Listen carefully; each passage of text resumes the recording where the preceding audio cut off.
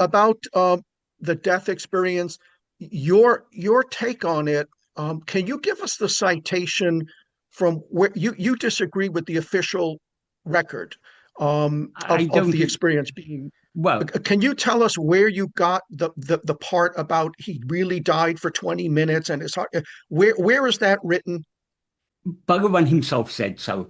Um, I'll just give one example. That is often, in all the biographies, there's a mention about Bhagavan's second death experience. That is in 1912, I think it was. Bhagavan and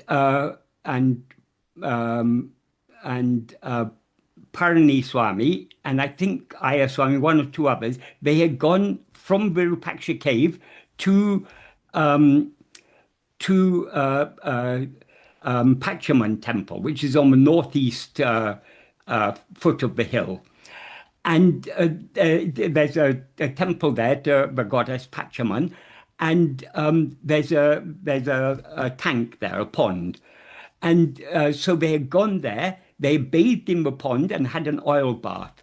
In India, when it gets very hot, if you have an oil bath, that's if you cover your body with oil and rub it into the body, and then they remove it with a powder of the soap nut tree, sika powder. That's called an oil bath, and that has a very cooling effect on the body. So often in the hot summer, people like to have oil bath. So they'd gone there, they had an oil bath, and when they were returning, they came to, there's a big rock there called ātma-vicāra, the tortoise rock. And when Bhagavan came near the tortoise rock, he leaned against the rock and his body became lifeless. And Parani Swami embraced him and was weeping, thinking that Bhagavan had passed away. And after 20 minutes, the life came back to his body. When Bhagavan was asked about this, he said he was aware of Parani Swami there weeping, and he was aware of his body being lifeless, and it was just like suddenly there was a bolt of energy from the right side to the left side, but started heart beating again.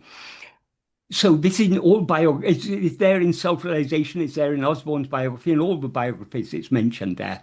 That is generally referred to as the second death experience. Many things that were written in Bhagavan's biography, Bhagavan didn't bother to correct things, but sometimes, particularly in the last few years of his life, he would occasionally, under some pretext, I mean, in some context or other, he would point out there were inaccuracies in what was recorded. And one day he said, though that is referred to as the second death experience, it was actually the last one. He said between the first time it happened in Madurai and that last time it happened on ātma-vicāra, it happened many times in between. His body would become lifeless, and after some time, the life would come back. And he said generally it was about 15, 20 minutes usually this would happen. So Bhagavan said this happened many times, but the reason that is referred to as the second death experience is it was the only one that was actually witnessed by anyone. So this is just a fact, that his Bhagavan's, in the 16 years between when that first time it happened and the last time it happened a number of times. But nobody else was aware of it. But Bhagavan clearly said it happened. It happened on several occasions. Why it happened, we can't say. It's a fact. It just happened.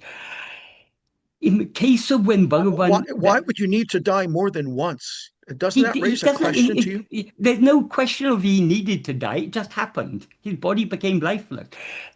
In the case of that first time, what happened is, that is, the death of his body is totally incidental. That has nothing to do with the death.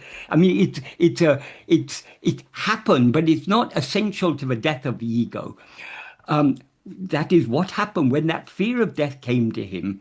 What he feared, if fear of death comes to us, our mind will tend to go outwards. We'll think of all the things that we're very attached to. But Bhagavan wasn't concerned about any of these things. When that fear of death came to him, what he was concerned about was his own being, his own existence. With the death of this body, do I also die? Do I cease to exist? That was the driving force. And so, because he wanted to know whether I survive the death of the body, he turned his attention within. And he turned his attention within so keenly that the mind merged back in its source and dissolved there forever. As a result of that, the body became lifeless. We can see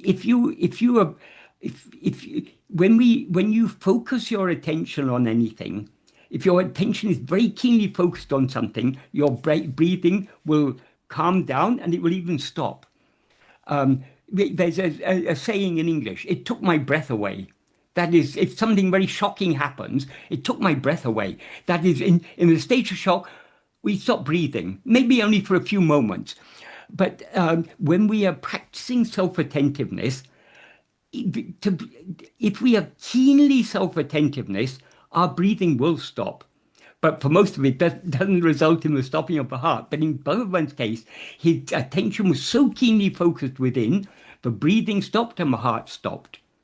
But because it was the destiny of that body to be the guru for all of us, by divine grace, life came back to that body. But because Bhagavan's mind was so even to say his mind was inward turned after that, because there was no mind there. But from our perspective, like all the early, particularly the early months in Bhagavan was in Tiruvannamalai, he was sitting in Patalalinga. He was so totally unaware of the body that insects and vermin ate his thighs, so much so that blood and pus oozed out. So when he was found there and people lifted him up, his body was actually sealed to the ground because of the pus and blood and everything. So when they lifted him, fresh blood started flowing down his legs. Then they understood how totally oblivious to the body he must have been. So at that time, we don't know. I mean, it may have happened when he was there in Patalinga, but certainly it happened. Bhagavan said it happened a number of times. He didn't say how many times, but he said it happened a number of times, but his body just became lifeless. It has no purpose. It just happened. But we can infer it happened because of the depth of absorption, the total indifference to the body. And that indifference of body was there till the very end. When his body was, he had a most excruciatingly painful cancer. It was sarcoma growing on the nerve. So towards the end, his body would be twitching with pain, but his face would be perfectly calm, indifferent to it. And when people asked him about the pain, he said, yes, there's pain. It's like if you grind 1,000 chilies and rub it in the wound, it's so much pain there is, but the pain is not other than me. So he was totally indifferent. The body was in agony, but he was indifferent to it. But he clearly knew the body is not I. So it wasn't necessary that his body became lifeless, but it happened that his body became lifeless. But that is not the death of ego. The death of ego is what happened. I mean, that's the real thing that happened. This is only as far as the body is concerned. His heart stopped beating for about 20 minutes, and it started again. And that happened a number of times. The last time it happened, it was actually witnessed by Paramal Swami and one or two others who were there, who saw his body actually becoming lifeless. It was beginning to turn blue and turning cold, and Paramal Swami was embracing him and weeping, and suddenly the life came back again. And Bhagavan just got up and walked on as if nothing had happened.